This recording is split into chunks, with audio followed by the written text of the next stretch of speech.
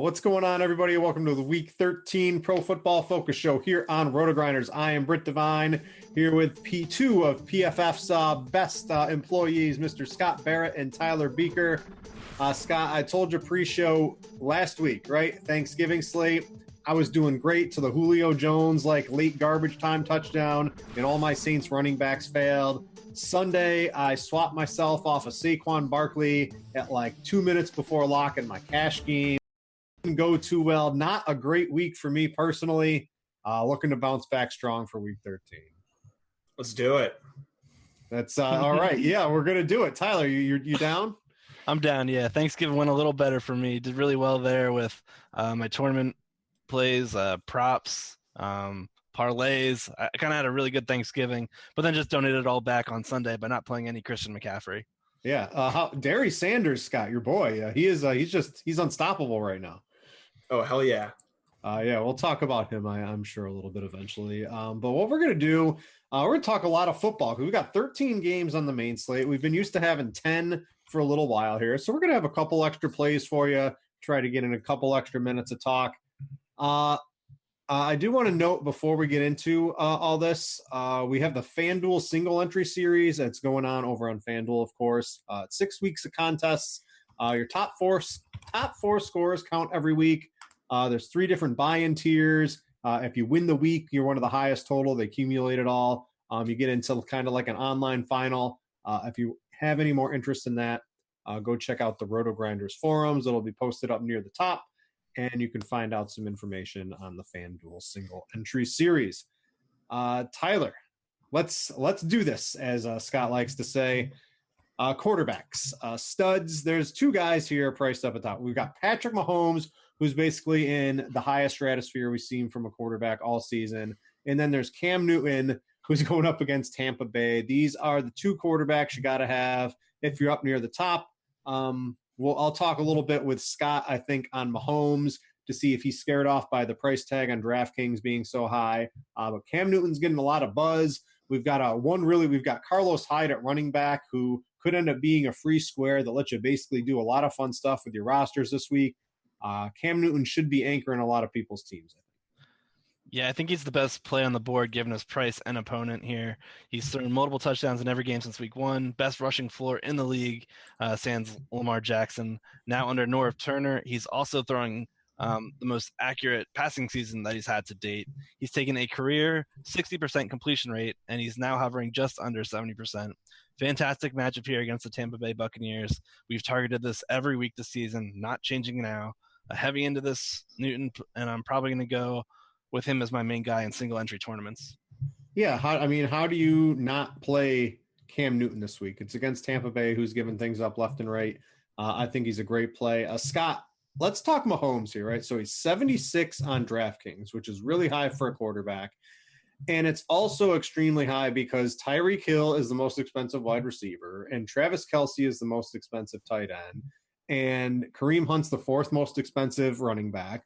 So not only is Mahomes expensive, when you pair him with his elite targets, it really eats a lot of your salary this week. So I want to talk to you about that. And then what can we expect from the Chiefs' game plan? They should absolutely trounce Oakland. I know it's in Oakland, but there's no way Andy Reid doesn't realize he doesn't have one of the best quarterbacks in football in a passing league against a team that can't pass rush. He is going to unleash Mahomes' fury pretty much all over the field, if you ask me.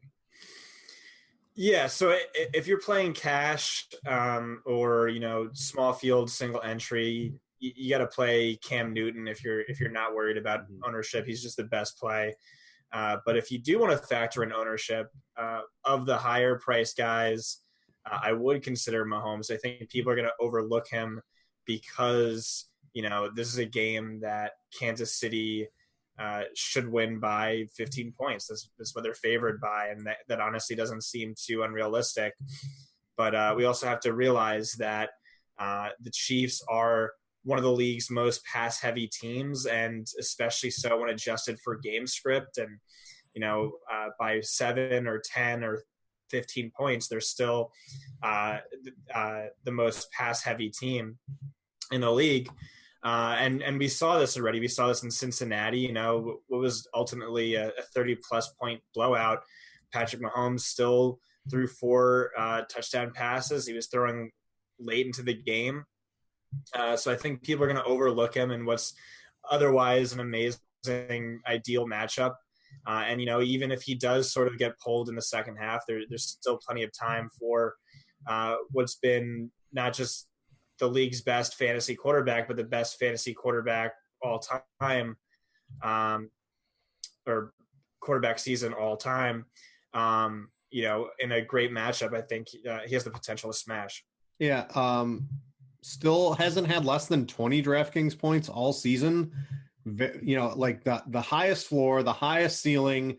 His targets that you are going to be spreading around, very expensive, so can be somewhat cost prohibitive in tournaments, but there are some cheap value plays out there to make it work. I think, like you said, for cash games, I think Newton. Oh, bless you. I think for tournaments, you can do Mahomes, but you got to get a little creative with the rest of your lineup there. All right. There's a thing, Scott, mute button. Have you could click that, correct? You know where that is on the Zoom? Yeah, right. Yeah. Dude, a sneeze is like a quick thing. I can't. I want to ask you the beard too. Is this like No Shave November? Is that coming off in November, or is this just like the new Scott Barrett? And it's just I live a sad life during the season, and I don't care what I look like. I don't leave the house, so you're just huddled up in PFF with spreadsheets and writing articles, right? Exactly. Yeah. Tyler, a couple other quarterbacks we like out there. So let's talk Lamar Jackson, because this is another guy who, what does he have here? I wrote up Lamar Jackson today. Let me get out some of my numbers here. So 37 rushing attempts paired with 44 passing attempts over the past 2 weeks. So he's an RB2 and a QB2 wrapped into one position. So, as a quarterback, we're getting this high floor, high ceiling. We have not seen a ceiling even remotely close to what Lamar Jackson is possible of putting up yet. Going up against Atlanta, who's just hemorrhaging fantasy points to the quarterback. Now, that's usually through the air, but whatever. I think Lamar Jackson's going to kind of be able to do whatever he wants here.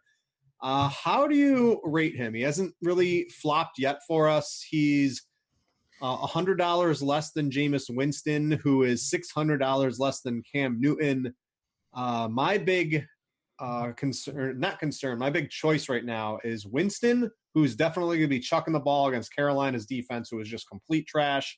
Or we have Lamar Jackson kind of hybrid comboing it up against Atlanta's defense, who is also trash. That was the same 1v1 I had last week. Winston versus Lamar. They both worked out. I mean, Winston, I think, did a little better, but either one worked out for you. Yeah, and I think we're going to see similar results this week. The thing is, we have yet to see Lamar Jackson hit that elite fantasy ceiling that he possesses. We've seen him go over the 100-yard mark. We've seen him hit the end zone on the ground. We haven't seen him do both yet. And this Falcons defense could be one where he does that. You mentioned they're terrible against the pass. They're equally bad against rushing quarterbacks, allowing their top 10 in most rushing yards allowed to opposing QBs, top 5 in most rushing touchdowns allowed to opposing QBs. So we could easily see Lamar Jackson take one in on the ground here. 100-yard rushing bonus easily in play. The Falcons have also been very vulnerable against passes in the middle of the field. Atlanta has allowed the 3rd highest completion percentage to date. So considering we're going with a quarterback that, I don't know, isn't the most secure in his throwing motion yet, he's got a really ideal matchup here against Atlanta where he's been throwing most of his passes against the middle of the field already to date, and it just kind of lines up everything for him here. He's got an amazing floor in cash, but he's also got an elite ceiling in tournaments. Yeah, the Millionaire Maker lineup last week won. It was won with a naked Lamar Jackson lineup because he was cheap enough. He got you all the other guys that you wanted today. You don't have to pair him with anybody. You just kind of go nuts with the rest of your lineup if you use Lamar Jackson. Scott, I was going to say, did family get you sick? But then I remembered, right?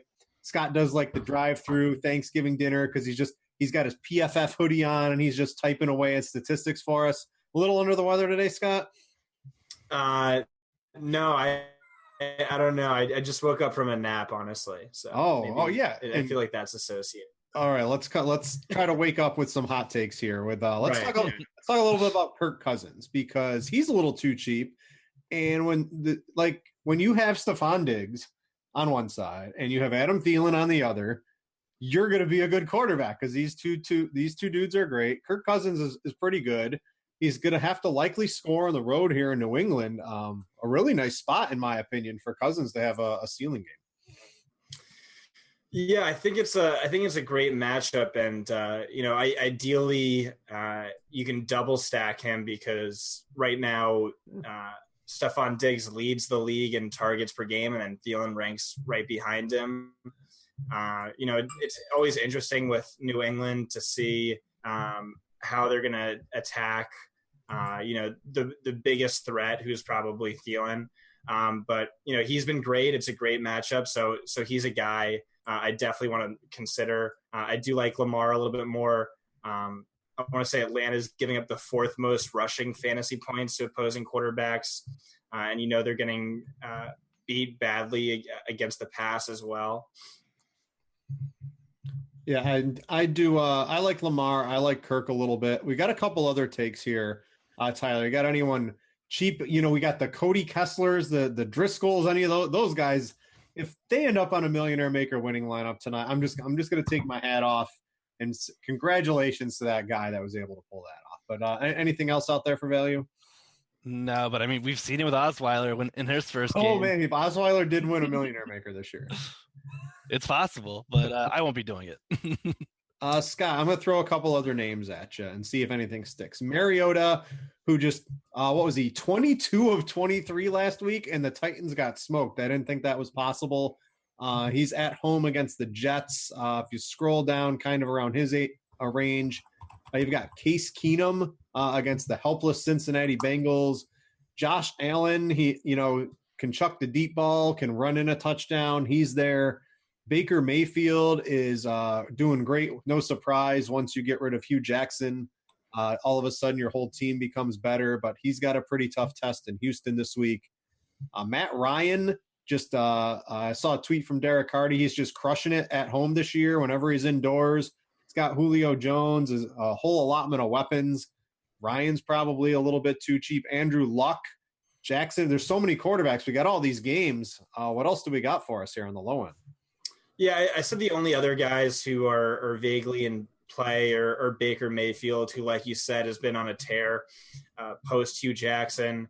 Also Andrew Luck, who matchups might not matter too much to him at this point. And Jacksonville's they're giving up the 12th most fantasy points per dropback. Definitely not the same defense. So I think you can look at those guys. Not super excited to play them. Really, I think the answer is just Cam Newton and log out if you're not worried about ownership, and then maybe a guy like Mahomes if you want to get cute. Yeah, it looks like for tournaments, you're going to be able to spread your ownership around pretty wide. I mean, we didn't even talk about Aaron Rodgers, Russell Wilson, Jared Goff. We talked a little bit on Winston. There are so many quarterbacks this week. Very, very tough to decide, but I think Newton, I think Jackson, I think Winston are going to be the guys on most people's radar by the time the week's all said and done. All right, Scott, nap time's over. Actual opportunity article. I got it pulled up here. I've got the big sheet out. Let's talk about some give me a couple of guys on here that look good for DFS this week. Eric Ebron looks like he headlines it. A lot of people are going to be on him.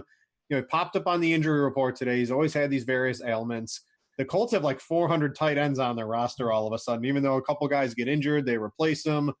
Let's talk about Ebron and a couple other guys on your sheet here.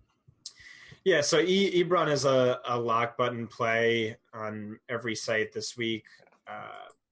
That's kind of common sense, I think.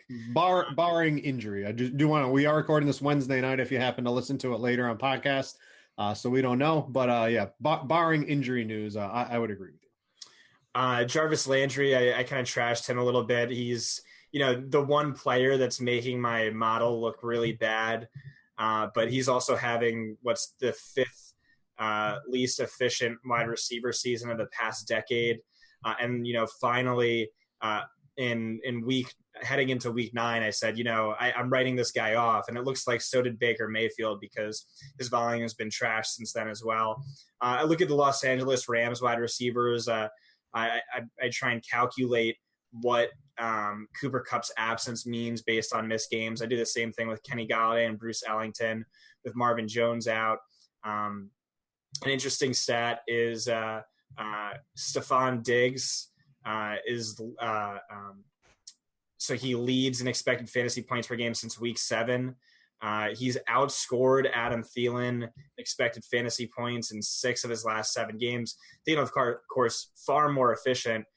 Diggs has been below average in efficiency. Thielen, top 5. He's also our highest graded wide receiver. And then just an interesting bonus stat that doesn't really matter much this week, but will matter next week is Leonard Fournette. If you look at him on a per quarter basis, he leads all players in expected fantasy points. The problem is he's just, keeps getting ejected or hurt in the middle of games, but on a per quarter basis, his volume has been best this year. Yeah, Scott puts a lot of time to the actual opportunity article. So if you have a PFF subscription, one of the first things you should read over there in the fantasy tabs. Let's move over to some running backs here. There are a lot of running backs on the slate with 13 games. There's a lot we can like, but Tyler, we got to start with Christian McCaffrey. I think he's going to end up being I don't know. Gurley at Detroit. Detroit's run defense is, they get Snacks Harrison. All of a sudden, they're one of the better run defenses in the league here. McCaffrey is $500 less. Let's settle the debate at the top. Between one of those two, who are you using this week?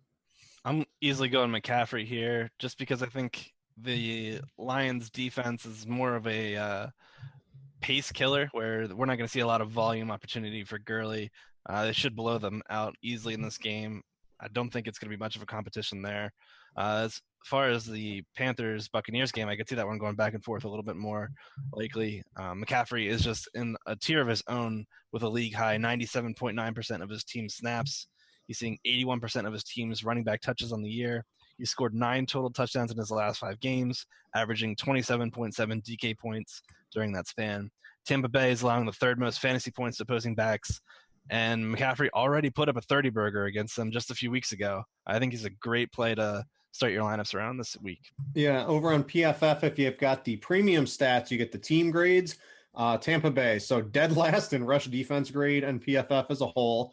They're allowing 7.4 yards per attempt to opposing running backs. That's a full yard higher than the league average. They've allowed a league-high 17 touchdowns to running backs. CMC is definitely my choice for $500 less. Scott, before we get to some of your plays here, who you got at the top there? Is it Gurley or is it going to be CMC for you? You can even mix in Saquon, who's got a really big discount going up against the Bears. Yeah, I think it's going to be CMC just because, I like Cam Newton so much. So obviously I want the guy who's also that is a very concentrated offense all of a sudden now as well. Yeah, so back to my expected fantasy points article, he ranks 2nd in expected fantasy point market share. Zeke Elliott ranks 1st, but McCaffrey's also getting this massive workload as a receiver. So, if you like that game, if you like Carolina, you have to like McCaffrey. All right, let's go to your guy, who I also wrote up over on Yahoo. So the team he's going up against gave up 54 fantasy points to running backs last week, and that was in half PPR because I wrote it up for Yahoo. I'm talking about Aaron Jones, who's going up against the Cardinals. Aaron Jones looks like he is the workhorse running back. There's all this stuff about Mike McCarthy not creative with his play calling. He's calling too many outside passes. There's just no creativity. But Aaron Jones is basically carrying the offense right now. Over 6 yards per carry. This is about a slam dunk as a play as it gets, in my opinion. Yeah, I agree. I think he's a lock button play. So Eddie Lacy was a top 3 fantasy draft pick in 2015. Oh boy, what were we doing? Yeah, that was when he was fat. And Aaron Jones is jacked, yoked up out of his mind, and he's great. He leads all running backs yards per carry over the past 2 seasons. He's been playing on 75, 90, 74% of the snaps, 100% target share over that span, 83, 92, 94 carry share over that span. So he's great. He's seeing a massive bell cow workload, and now he gets the ultimate dream matchup up against an Arizona defense that's giving up the most rushing fantasy points per game to opposing running backs. Green Bay should smash, and they should smash with Aaron Jones, and especially because I tweeted this out earlier in the week. Let me see if I can pull it up. But Rodgers has been really efficient when targeting Devontae Adams with a passer rating of 131.8, but all other players just 91.0. So that's especially a concern this week with Patrick Peterson very likely to shadow Devontae Adams. So it makes sense that, Green Bay does what's right, attacks Arizona where they're most vulnerable by giving the ball to Aaron Jones. Can Mike McCarthy figure that out? Yeah, good question. Also, the Cardinals, I got a couple other things here. They've allowed the second highest success rate on passes to running backs this season. And Arizona, also the fourth lowest team rush defense grade per PFF on the premium statistics over there as well. So I couldn't find anything that says Aaron Jones isn't going to have 20-plus fantasy points this week. So if you like 20-plus fantasy points, you should probably roster Aaron Jones. I think that's a great call. Tyler, you had Aaron Jones too. The other guy who I think is going to be somewhat – I actually don't – currently, we're not actually projecting Aaron Jones with a lot of ownership. I think people are going to balk at the price increase. One guy who didn't get a price increase is Phillip Lindsay, who looks to be about twice as owned as Aaron Jones early in the week. Anybody against Cincinnati, Tyler, is going to be in play for me. You've got Phillip Lindsay. Are you concerned at all? I see 11 attempts 2 weeks ago and 5 targets. I see no targets last week and 14 attempts. Now, Lindsay – he is hyper efficient, just like Aaron Jones in the yards per carry. Just like he looks so good. I can't believe nobody drafted him. He didn't get an invite to the combine or anything like that. He's really proven himself as an NFL player. The price here is really good at $5,400. But, 14 attempts, 15 attempts, I like more volume for my running backs. So you don't seem to be as concerned as I do. No, not at his price tag. I mean, you're kind of paying for that type of performance, but it's just a great matchup here against Cincinnati. They rank top 5 in most rushing yards allowed, top 5 in most rushing touchdowns allowed, and top 5 in most fantasy points allowed to opposing running backs. He's coming off a season high in snap share and became the first back to run for 100-plus yards against Pittsburgh's run defense last week. He continues to dominate touches and red zone work, which kind of negates the few number of touches as far as like a split committee. He's still the alpha in this committee, and I think he's going to see a ton of volume here. I love the idea of stacking him with his defense on DraftKings, where his defense, Denver, is pretty cheap. Mm-hmm. Yeah, I think that's a pretty good combination this week as well. Scott, what else you got? You had Lindsay. Kerryon Johnson, he's probably not going to play, so we'll go over him. You mentioned James White in here. What kind of take do you have on this? Because, you've got Rex Burkhead's likely to be back. You've got Sony Michel in there. What has you liking James White a little bit? Yeah, it's just, how do you attack Minnesota? It's through the air. If Rex Burkhead's back, that probably pushes me back off of White. But it's just, you attack Minnesota with pass-catching running backs rather than a guy like Sony Michel. And White has had a really good workload all year. He's not a top play for me, but he's someone I'm considering. And then more or other vaguely in play guys are Chris Carson and LaShawn McCoy. Carson just kind of locked into that, though not a bell cow workload, but a safe 20 carry, maybe 2 or 3 target workload. And then LaShawn McCoy is seeing a very similar workload and has a really good matchup this week. It's hard to like anyone on Buffalo when Josh Allen's the quarterback, just because he's not good. He's not very efficient, but he also likes to run the ball. So something like 30% of his dropbacks are resulting in a run or a sack. So that's less passing volume for everyone involved. But the matchup is good. He's going to get 20-something carries. He's cheap. But, yeah, none of these guys I really love. I think Aaron Jones and Lindsay are probably the 2 best plays. Tyler, I want to talk a couple other guys that we didn't hit on here. So one is Saquon Barkley. Does defense matter? He's at home against Chicago. If this was a bad defense, I would imagine he's probably like 9,300, something like that on DraftKings. Now he's 7,900 because the defense matters apparently in the DraftKings algorithm. It dropped him way down here. What's your take on Saquon? Just the price on him seems like it's wrong. Yeah, I think it's priced kind of appropriately where we think the defense is one of the best in the league. They don't matter. That's what they say. I don't know who they is, but they say that. Barkley's seen 90 yards from scrimmage in each game so far this year. He's a threat to take any catch to the house. I think he's the best running back in the league. I think, like, in terms of talent, he rounds the corner, no one's catching him. He can run people over. He can juke you out of your mind. He's the best. It's just a very, very tough defensive matchup. And if all comes to worst, he can hurdle over you as well. We've seen that a couple of times already. The guy's unbelievable talent. I think his pricing makes him a great tournament option this week. Not many people are going to go to him when you consider all the other backs are there. I think Aaron Jones and Philip Lindsay, like we mentioned, are going to draw a lot of ownership this week as people start to gravitate towards the mid-price range backs. Scott, I want to talk about who we currently have as our highest projected on running back of the week. Do you know who that is? I do not. Carlos Hyde.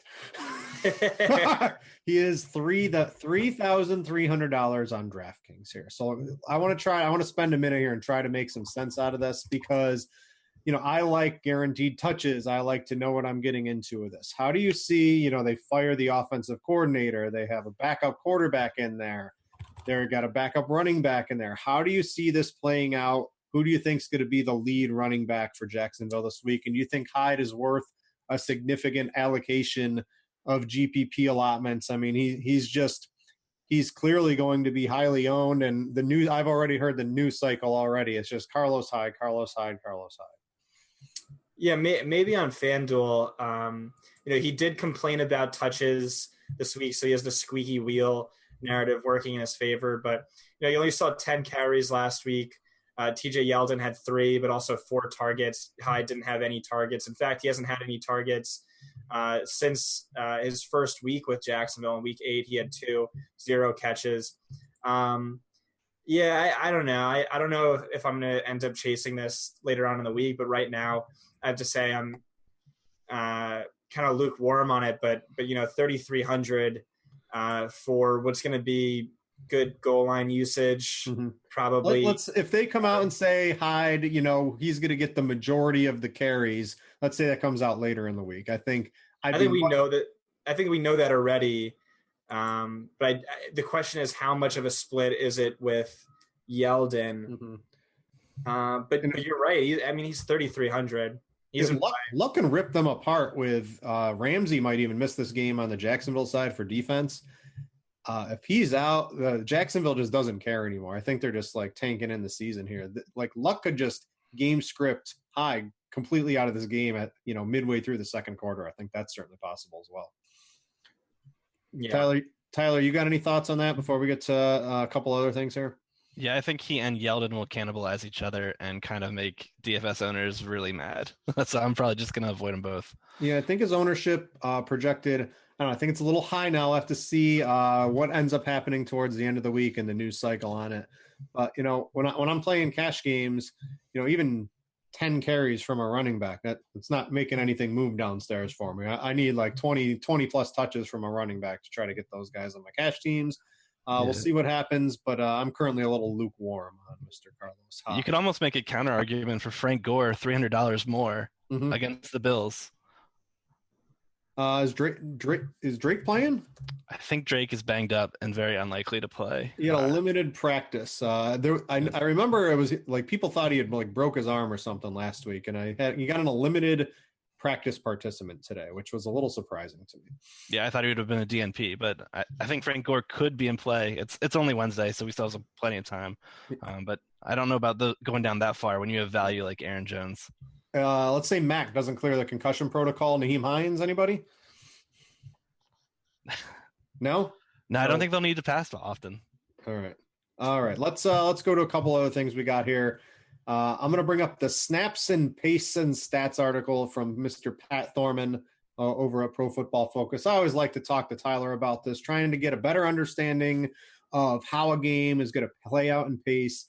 It's fundamental to try to determine how many plays, and you got to divvy up the plays to all the the passes to the running backs. An important part in DFS and trying to game script games when you're making tournaments, all kinds of stuff. So we already talked about Kirk Cousins. It looks like Pat has kind of highlighted the Vikings Patriots. I believe the Patriots are one of the fastest neutral teams in the league right now, if I remember correctly. I know the Vikings are playing up there pretty quickly today. This looks like it could be on pace for having one of the most amount of plays for week 13. Yeah, and both teams are pass funnel defenses. We should see a lot of throwing here. I love the idea of starting any lineup you want with Kirk Cousins, Thielen, and Diggs, and then you can bring it back with almost any Patriot. Scott mentioned James White. I think he's in play as well. We're going to see a lot of passing here in this one. The game underneath it, I like a bit more. The Broncos at Bengals. I think we'll see fewer ownership. It's all the way down to the right. I see Jeff Driscoll as a Cincinnati quarterback as well. We're going to see him in the million winner. I have a feeling. If that happens on a 13-game week, I don't know. I don't know if that's going to happen. Okay. Yeah, there's a lot of games in play. There's a lot of options. This game has a lot of opportunity for guys to accrue fantasy points, though. We're seeing the Bengals are allowing the most plays per game besides only the Browns. That's a lot of opportunity for the Broncos to get a lot of plays in. I like Emmanuel Sanders. Think he's another underpriced wide receiver this week. Phillip Lindsay, we already touched on. I think both those guys are great core plays this week. Yeah, I like the Carolina game. Real big up and pace game for them, too. Tampa Bay plays fast. They don't run. They pass a lot. One of the big articles, the Thursday night game looks like it could be a little slower. So you got to read through this. The Bills-Dolphins game is just going to, if there's 100 plays in that game, I'd be surprised total or something like that. So a really good article to read to give you an idea how to get through the paces of each games, and very important in DFS. So make sure to read that. If you got yourself a PFF subscription, if you don't, go get yourself one. All right, receiver time. Scott, we haven't talked in a couple of minutes here, so let's have some fun at wide receiver. Where are we spending up? So if I'm spending up on Christian McCaffrey, and I'm spending up on Aaron Jones, and I'm spending up on Cam Newton, I don't have the money for Tyreek Hill, or I don't even know if I want DeAndre Hopkins. Houston seems to want to run the ball now. Mike Evans is probably a little overpriced. I can get some Diggs, I can get some Thielen in there pretty easily. What do you like at the top tier at wide receiver? So I'm kind of looking at a bunch of these slot wide receivers in good matchups. That's Keenan Allen, who has been seeing really good volume since his little meltdown, I think, against Tennessee it was. Especially on a market share basis, that volume looks really good. But Pittsburgh's giving up the third most fantasy points per game to slot wide receivers. They're also way tougher to outside wide receivers. Robert Woods is another guy. He is seeing the best volume with or without Cooper Kupp on that team. He also moves to the slot when Kupp is out. Detroit's giving up the fifth most fantasy points per game to slot wide receivers. You have to think Darius Slay is going to shadow Brandon Cooks, so tougher matchup for him. Juju Smith-Schuster, the Chargers giving up the fourth most fantasy points per game to slot wide receivers. Antonio Brown likely to be shadowed by Casey Hayward, one of the top shadow quarterbacks in the league. Adam Thielen, another one. So New England's given up the sixth most or more fantasy points per game to slot wide receivers in each of the past 3 seasons. Again, what do you do when you think Bill Belichick is most afraid of Adam Thielen, is going to sell it to stop him? I think the shadow, I think it's sort of like what we saw on Thanksgiving with Atlanta and New Orleans. I think Belichick has Gilmore shadow Diggs and then double teams Thielen, because otherwise I don't know how you stop Thielen with the talent on your roster. And then Odell Beckham Jr. is another higher price guy who is in play. But I know that Tyler thinks I'm forgetting someone.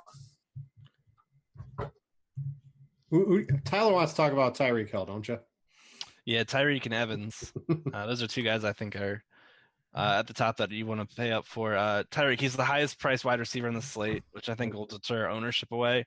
Not only that, he's almost $1,000 more than the next wide receiver on DK. Yeah, if you put, I'm just doing it. So if I put Mahomes and Tyreek Hill, if you go, and I'll throw in the Broncos, right? 5,100 left. You can make that work, but you're really hurting. And I mean, if you play Mahomes and Tyreek Hill, you're going to play Carlos Hyde, and your lineup's just going to look like everybody else. It's really hard to differentiate because they're just so high priced compared to everybody else. You're kind of stuck with the same players. Yeah, you're going to have to go down, completely punt at tight ends, find a bargain bin running back, under 4K wide receivers. but I mean, it will lead to different roster construction. I'll say that. And the thing with these Mahomes Tyreek stacks are Tyreek leads all skill players in multi-touchdown games this year with 4. He draws a fantastic matchup here against our 4th lowest graded secondary in Oakland. I wouldn't be shocked if the Chiefs got up to 30 points before halftime, and that's on the back of a lot of Tyreek big plays. 40-plus DraftKings points 3 times this year, which is for a receiver. This has been the year of the running back. So, like, if you don't have Tyreek Hill on those weeks, you're not sniffing any of the top prizes there for sure. Yeah, Scott mentioned it maybe in like week 1 or week 2 of our podcast here, but he said he wouldn't go a single week without one Mahomes Tyreek stack, and I've been doing that all year as well. It's been pretty profitable. The two just hook up really well, and it's a great matchup here this week to go to it. Yeah, Sammy Watkins too. No surprise, Sammy Watkins still a little bit injured, it seemed like. I don't think he practiced today. So yeah, I do like Tyreek Hill quite a bit. How about the mid-tier a little bit here, Tyler? So I'm looking at guys like, Brandon Cooks or Robert Woods. This is kind of the question. Scott seems to like Robert Woods. I think I like Robert Woods. Do you have a particular take between the Rams receivers? Yeah, easily Robert Woods, who should have a far easier matchup in the slot. Avoids Darius Slay. I think it's the easy one to go to there. All right, I got Kenny Golladay, who is just the clear number one, massive target market share, whopper, all those cool statistics that matter. Kenny Golladay is leading those. And you got to think, right, there's no Kerryon Johnson very likely this week. The Rams are going to put up points, and Detroit's going to have it. This is not LeGarrette Blount Thanksgiving 2-touchdown game. I mean, it could be, but I really don't see this playing out this way. This is Kenny Golladay, 12 to 15 targets. I'm kind of looking at how do you not play this guy? Yeah, this is a 2017 Thanksgiving where Marvin, what's his name? Marvin. We got to go back, Calvin. Let's have a Calvin Johnson game. How about that? Yeah, I mean, we really could see that. Over the past 3 weeks, Golladay leads all receivers in targets, trails only Julio Jones. Shout out to Reeves for that stat. Trails only Julio Jones in air yards during that span. And Lions should be down very early in this matchup against the visiting Rams. I cannot wait to see Golladay line up against Aqib Talib, who spent the last 2+ months rehabbing his ankle. Now in his first game back, he has to face the one that they call Babytron. I mean, like, pencil in double-digit targets here. Dude's a lock. I'm locking him into cash already. Scott, I've got a couple guys for you I want to throw off of you and see if they stick here. So I like I will just say about Golladay that Aqib Talib is expected back this week, and I think that puts a dent in his ceiling and projection. But yeah, what were you gonna say? So I'm gonna throw. There's a lot of receivers out here this week, right? Because we got 3 extra games and we've been playing with on a week-to-week basis. So Emmanuel Sanders, I liked him last week. Didn't use him enough. Had a pretty good game. Anybody against Cincinnati is certainly on my radar. I like him. DJ Moore with, Devin Funchess and Curtis Samuel looking iffy again. This is DJ Moore. This is Christian McCaffrey, and it's Cam Newton. Greg Olsen seems like he's an afterthought. Doesn't really look fully healthy, if you ask me. DJ Moore looks to be in another great spot. Do you think we can keep riding the DJ Moore train? Yeah, I think so. I think he's another good play. Corey Davis is pretty cheap as well. Of the cheap guys, I was really excited to play John Ross, who's seen awesome usage the last 3 weeks, good production the last 4 weeks, but much better so than Tyler Boyd even. But that's probably contingent on AJ Green sitting, and it's looking like he's not going to sit. So never mind on that. AJ Green wants to play, and I don't know why, but he wants to be a Bengal for life, he said. That seems like maybe they'll get Marvin Lewis and Hugh Jackson out of there, and he'll get an actual real NFL coach, and maybe they draft a quarterback and Andy Dalton doesn't have to throw in the ball, although I think Andy Dalton could be good. I think the coaching staff is kind of really holding the Bengals back right now. There's a lot of value. We got a couple extra minutes here, Tyler, so I'm gonna throw a couple other names at you. Josh Reynolds had the big, in the big shootout against Kansas City, had himself a big game. Do you think he can do anything here against Detroit, 4,900, or would you prefer a couple other cheaper guys than him? Yeah, he had 8 targets in that game, but I mean, everybody had a ton of volume, so I think it's a bit inflated. I think they're going to see a lot of running this matchup here against the Lions. Again, that's another one where I'm worried about pace and volume. Who's the other receiver you mentioned? How about David Moore, who was on the Millionaire Maker winning lineup last week, had 23 DraftKings points.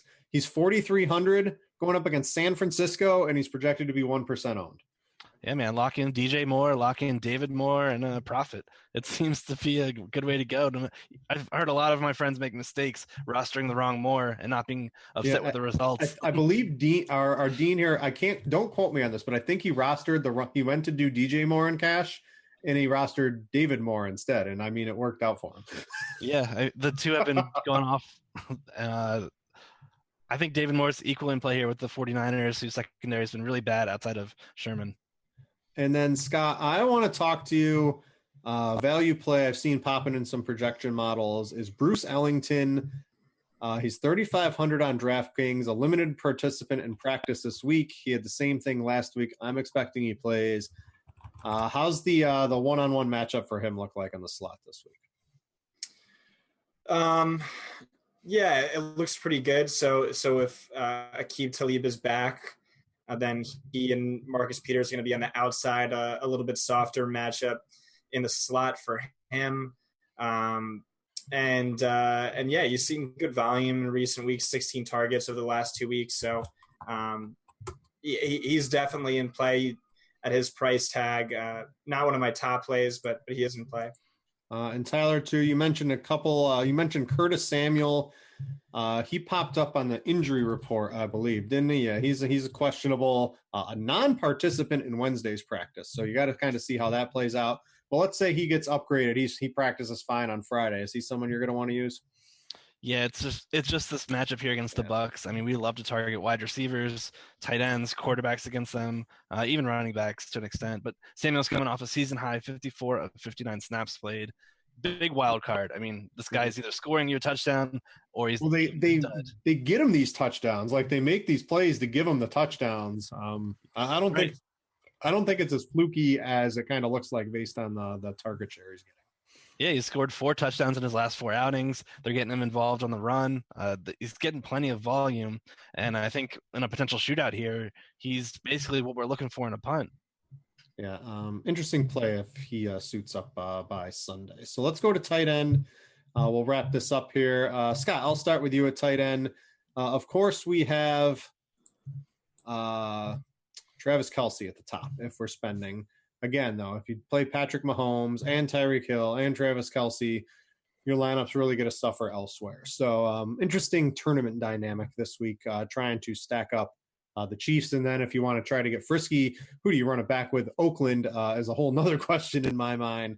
But if you have money, Tyler liked Tyreek Hill, Travis Kelce. My whole thought is Andy Reid knows he has one of the best quarterbacks in the league, in a league where you can't play pass defense, with 2 of the best weapons you can have as pass catchers in Travis Kelce and Tyreek Hill.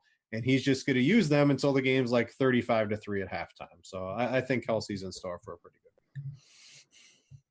game. Right. But Eric Ebron just looks like an absolute lock button guy. So even despite splitting time with Doyle in over half of his games, Ebron averages 17.7 fantasy points per game. That ranks 3rd best among tight ends. That ranks 22nd among all receivers.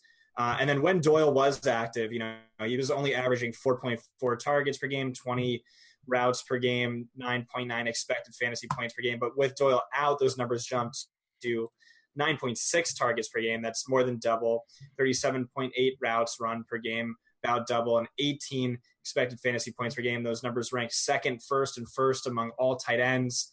And it's not just those 18 expected fantasy points, not just best among all tight ends by 1.1 points, but it would rank 6th best among all receivers. Just absolute lock button guy. If you want to play Kelce, maybe you could play both guys, or you play him as sort of a contrarian play against Ebron. That makes a lot of sense to me. Like I said, I do like Mahomes. Any of those guys could absolutely smash this week. But I think really there's just 3 tight ends this week. It's Eric Ebron, like an 80% share. Kelsey a 15% share, and then like Matt Lacoste at a 5% share. Yeah, we'll talk about him in a second. I didn't even see him on the sheet here. You have Lacoste. Lacoste of Ebron retires before the game. That's what Scott wrote on our little sheet here. I just ran into that. Yeah, we'll talk about him in a second. I want to go to Tyler. Tyler, you actually wrote up Kelsey. I got it backwards here. So what do you like about this? And I want to talk about, Kittle as well, who had 12 targets last week, and it just didn't get into the end zone. Only 6 receptions. I could see him having a little bit better of a game. I'm a little bit worried about the slow pace. You got Gronk, who, well, he certainly doesn't look like the Gronk of old, still got in the end zone, and he's going to be heavily targeted down there. I think it's a little bit easier or a little bit harder to just click Ebron, especially right now, because did he just get a day off in practice today? Is his little injury going to linger? We don't really know. So if that shapes up later in the week and he's all fine and it's all clear by Friday, I'm going to have Ebron in cash for sure. But I want to give some other options here. Yeah, I definitely agree. Ebron smash, but let's just talk about the other guys. Kittle, we saw what happens when we have a road quarterback or a rookie quarterback on the road. He struggled in Tampa Bay. Now he's going into Seattle to play. Kittle did see a lot of great volume. A lot of those wide receivers were banged up. A lot of secondary guys had to step up. I know Dante Pettis was a guy that I thought flashed. Excuse me. But Kittle, I think, is equally a strong play this week. I just don't know if you need to go there outside of like trying to differentiate rosters. Gronk, I mean, this is the first time he's not on the injury report in a long time. Great matchup here against Minnesota. I'm not worried about their safeties and how well they've been playing. It's Gronk. When Brady wants to throw to Gronk, he does so. We saw last week he got in the end zone. There was that one drive where he kept going back to Gronk. I don't know why they stopped doing that. Maybe it was they needed him to block or something. But I think he's a fine option. And then Kelsey, I mean, I didn't even write anything up about Kelsey. He's just the top play. Like, he's just the top play, period. What about, I don't know if this is needed, but, you look at some metrics. Baltimore, very good on the outside, kind of shut down running backs out of the backfield as well. Where they struggle, it's against tight ends. Now, do I expect Baltimore to limit Julio Jones? I think that would be false. I don't think that's really going to happen. But we've got Austin Hooper in here. I got Baltimore pulled up 8.4 yards per attempt to tight ends this year, while allowing just 6.4 yards per attempt to wide receiver. The yards per attempt to tight end is almost a full yard over the league average. So it seems like it's their one weakness. Anybody wants a Matt Ryan to Austin Hooper stacks? Man, I just dislike Austin Hooper intensely. I'd rather find $200 to get to Olsen or save $200 and go to Brait. So I think that's actually a really good call. So what you're describing there is Baltimore is the top tight end funnel defense in football. They're giving up 27% of their receiving fantasy points allowed to tight ends. That ranks most among all teams. And then in terms of points per game, they rank highly still. And Austin Hooper, fluctuating volume, but he has seen double-digit targets in, 3 of his last 6 games. So he's in play. I mean, he'd be a good play in any other week, but it's just like Cameron Brait. He's another guy. You can go back to him for the reasons we liked him last week, but it's Eric Ebron week. So that's pretty much what I'm going to do. And if you really want to pay up, you can go to Kelsey. If you really want to pay down, you can go to Lacoste. But yeah, let's talk about Lacoste to close out the show, because he had his touchdown last week before Heuerman even got hurt. He's been involved in the offense, just not a lot. And Cincinnati's like the nut matchup for a tight end. I think Lacoste's pretty good play. Minimum price on 2,500 on DraftKings, Scott. I mean, very interesting to me. Right. I mean, Heuerman's out, and Heuerman saw really good volume, and it's just kind of that simple. Yeah. There's no other guy there. If you're playing Mahomes to Hill, Lacoste is definitely a way you can afford that if you want to do something like that this week. So I think that's going to about do it for the Week 13 show. Thanks to everybody for joining. Don't forget, we got the FanDuel single entry series. Go check out the RotoGrinders forums for that. We kind of have a live online final. You can win your way into if you dedicate your week's play over to FanDuel for football this weekend. So that's going to do it. Go check out Pro Football Focus. Scott writes a lot of stuff. Tyler writes a lot of stuff. There's a million other people that write a lot of fun things. There's all kinds of statistics if you want to take your DFS very seriously. Thanks to Scott and to Tyler for coming on the show with me this week. I'll be out in a couple of weeks. I'm going back to Disney, guys, so someone's going to fill in for me. I don't know who. I'll be on next. Yeah, Disney again. I'll be hey, look, it's a lifestyle apparently for me now. So I'll be back next week, but I think I'll miss the week after that. So maybe Dan will fill in. But anyways, have fun and enjoy your week 13, everybody. Thanks for watching. We out, y'all.